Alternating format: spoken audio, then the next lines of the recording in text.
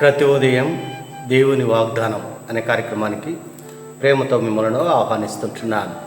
ఈ ఉదయకాల సమయంలో దేవుడు మన కొరకు ఏర్పాటు చేసినటువంటి వాక్య భాగము మొదటి దినవృత్తాంతాల గ్రంథము 16వ అధ్యాయము 11వ వచనాన్ని ధ్యానించుకుందాం. మొదటి దినవృత్తాంతాల గ్రంథము 16వ అధ్యాయము 11వ వచనాన్ని ధ్యానించుకుందాం. యెహోవాను ఆశ్రయించుడి, ఆయన బలము ఆశ్రయించుడి, ఆయన సన్నిధి నిత్యము వెదకుడు.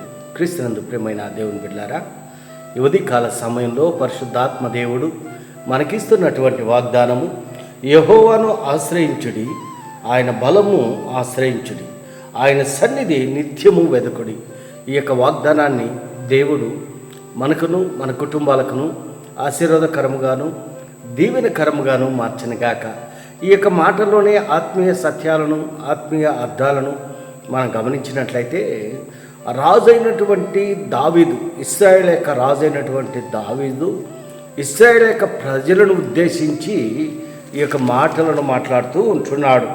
మరి దేవుని యొక్క మందసాన్ని తీసుకుని వచ్చి దావీదు దాని కొరకు వేయించి ఉన్నటువంటి గుడారము నడుమ దాని ఉంచి దేవుని సన్నిధిలో దహన బలులను సమాధాన బలులను అర్పించి మరి తరువాత అతడు యెహోవా నామమున జనులను దీవిస్తూ ఈ యొక్క మాటలను మాట్లాడుతూ ఉంటున్నాడు. దేవుని యొక్క మందసాన్ని తీసుకొని వచ్చి దానికి ప్రత్యేకముగా ఒక గుడారమును ఏర్పరిచి ఆ గుడారములో దహన బలులను సమాధాన బలులను అర్పించి మరి ఇశ్రాయేలు యొక్క ప్రజలను దీవిస్తూ ఈ రీతిగా మాట్లాడుతూ ఉంటున్నాడు. ఆయన చేసినటువంటి క్రియలను గురించి మరి సంతోషించుడి, కీర్తనను పాడుడి. మరి అంత మాత్రమే కాదు, ఆయన చేసినటువంటి అద్భుత క్రియలన్నిటిని గురించి సంభాషణ చేయుడి, ఆయన పరిశుద్ధ నామమును బట్టి అతిశయించుడి. యెహోవాను వెతుకువారు హృదయమందు సంతోషించుదురుగాక. యెహోవాను ఆశ్రయించుడి, ఆయన బలమును ఆశ్రయించుడి, ఆయన సన్నిధిని నిత్యము వెదకుడని ఇశ్రాయేలు యొక్క ప్రజలకు ఒక భరోసాను ఇస్తూ ఉంటున్నాడు. అవును పిల్లారా, మన ఆత్మీయ జీవితంలో, మన కుటుంబ జీవితంలో, మన వ్యక్తిగత జీవితంలో దేవుడు చేసినటువంటి కార్యాలను బట్టి, దేవుడు చేసినటువంటి అద్భుతాలను బట్టి మనం సంభాషించేటువంటి వారిగా ఉండాలి. దేవుడు నా జీవితంలో ఈ గొప్ప కార్యం జరిగించాడు, దేవుడు మా కుటుంబంలో ఇంత గొప్ప అద్భుత క్రియలను జరిగించాడు అని మనం సంభాషించేటువంటి వారిగా మనం ఉండాలని దేవుని యొక్క సంకల్పమైనటువంటి ఇశ్రాయేలు యొక్క ప్రజల యొక్క జీవితాల్లో దేవుడు అనేక అద్భుతాలను చేసి ఉంటున్నాడు, అనేక ఆశ్చర్య కార్యాలను జరిగించి ఉంటున్నాడు. వారిని ఎంతగానో దీవించాడు, హెచ్చించాడు. క్రీస్తునందు ప్రియమైన దేవుని బిడ్డలారా, ఈ ఉదయకాల సమయంలో ఈ మాటలు వింటున్న నీవు నేను దేవుడు చేసినటువంటి కార్యాలను బట్టి దేవునికి కృతజ్ఞతాస్తుతులు చెల్లించేటువంటి వారిగా ఉండాలి. ఆయన సన్నిధిని నిత్యము వెదకేటువంటి వారిగా ఉండాలి.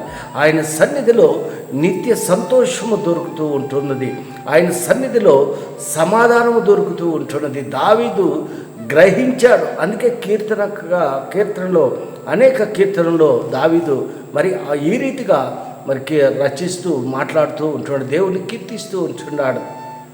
దేవుడు చేసినటువంటి కార్యాలను బట్టి, దేవుడు చేసినటువంటి అద్భుతాలను బట్టి మరి ఆయన్ను మాత్రమే స్తుతించేటువంటి వారిగా ఉండాలని దేవుడు ఇష్టపడుతుంటున్నాడు. ఆయన ఆశ్రయించేటువంటి వారికి ఏ మేలు కొదువై ఉండదు. సింహ పిల్లలు లేమి గలవై ఆకలి కొనును, కానీ యెహోవాను ఆశ్రయించేవారు ఏ మేలు కొదువైనది. ఆయన ఆశ్రయిస్తే ఆశీర్వదింపబడతాం, ఆయన సన్నిధి వెతికితే దీవింపబడతాం. మరి దావీదు ఆ రీతిగా మరి దీవింపబడ్డాడు, ఆశీర్వదింపబడ్డాడు. తన వ్యక్తిగత జీవితంలో దేవుడు మరి ఎంతగానో గొప్ప కార్యాలను జరిగించున్నాడు. దావీదు పట్లే కాదు, ఇశ్రాయేలు యొక్క ప్రజల పట్ల కూడా దేవుడు గొప్ప కార్యాలను జరిగించాడు. మరి నీ జీవితంలో కూడా, నీ కుటుంబంలో కూడా అలాంటి అద్భుతాలు, అలాంటి ఆశ్చర్య కార్యాలు మరి చూడాలని నువ్వు ఇష్టపడుతున్నట్లయితే ఆయన సన్నిధిని నిత్యము వెతికేటువంటి వారిగా ఉన్నప్పుడు గొప్ప కార్యాలను చూడగలం. అటువంటి కృప నీవు నేను పొందుకొని దేవునికి మహిమకరంగా ఈ లోకంలో జీవించాలని ఈ కొద్ది మాటల ద్వారా నేను హెచ్చరిక చేస్తుంటున్న దేవుడి యొక్క మాటలను మరెక్కువగా మీకును మీ కుటుంబాలను ఆశీర్వాదకరంగాను దీవెనకరంగాను మార్చను గాక. ఆమేన్.